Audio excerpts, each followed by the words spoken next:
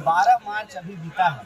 12 मार्च को गांधी जी ने दांडी यात्रा की शुरुआत की थी और आप जानते हैं कि यह देश जो है वो यात्राओं का देश है। कहने का मतलब ये है इस देश में हमेशा किसी न किसी तरह की यात्रा होती रहती है, पूर्व से पश्चिम, उत्तर से दक्षिण, और सामाजिक यात्राएं होती हैं, सांस्कृतिक यात्राएं होती हैं, राजनीतिक यात्राएं होती हैं, तमाम तरह की यात्राएं इस देश में होती रहती हैं। यात्रा को सत्याग्रह के रूप में और अन्याय के खिलाफ न्याय की आवाज के तौर पे भारत के आधुनिक इतिहास में किसी ने अगर उस अचूक तरीके का इस्तेमाल किया है तो हमारे राष्ट्रपिता महात्मा गांधी हैं। और बात सिर्फ टैक्टिस की नहीं है, यात्रा करने के पीछे जो लक्ष्य है, उद्देश्य है, जो दर्शन है, तो गांधी जी का दर्शन बिल्कुल साफ है, सत्य और अहिंसा है। आज जिस तरीके से झूठ बोला जा रहा है और लोगों के जो बुनियादी सवाल है, रोजी रोटी, कपड़ा, मकान, शिक्षा, स्वास्थ्य, सड़क, बिजली, पानी, उसको गुमराह करके जिस तरीके से समाज में नफरत फैलाई जा रही है, लोगों को आपस में लड़ाया जा रहा है, तो हम गांधी जी से यह प्रेरणा लेते हुए, सीख लेते हुए NSY और यूथ कांग्रेस के हमारे साथी बिहार के युवाओं की इस यात्रा को उन्होंने शुरू किया है।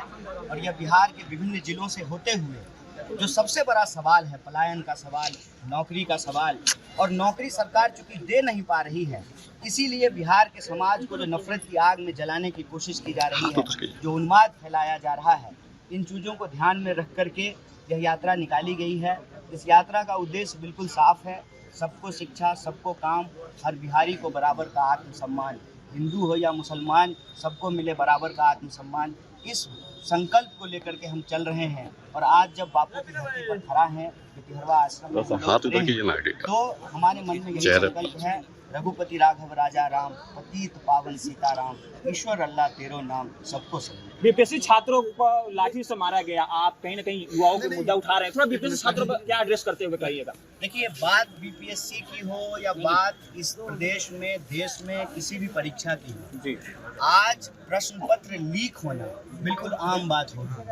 अभी हमको उत्तर प्रदेश में जब हम लोग यात्रा निकाल रहे थे तो इलाहाबाद में जो है एक नौजवान ने कहा, मुझे आज भी याद है, बोला भैया एक ज़माने में जब डाक हुआ करता था और पोस्टमैन होते थे और वो बक्सा होता था लाल वाला, तो वहाँ से जो है प्रश्न पत्र, प्रेम पत्र लीक हुआ करता था। जितना जो है लव लेटर लीक नहीं होता है, उतना क्वेश्चन पेपर लीक हो रहा है। ये इलाहाबाद में एक नौजवान आकर के हमको बोला था, आज भी मुझे याद है।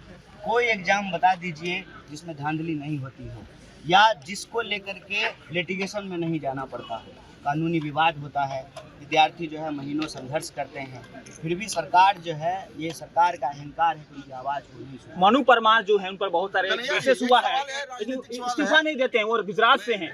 मनु परमार, एक सवाल है, बिहार में चुनाव होने वाले हैं और पदयात्रा है, कितनी सीटों पर बिहार में ये चुनाव लड़ेगी कांग्रेस, कितनी मजबूती के साथ पदयात्रा निकाला? इस यात्रा का उद्देश्य है कि सबको सीट मिले नौकरी में।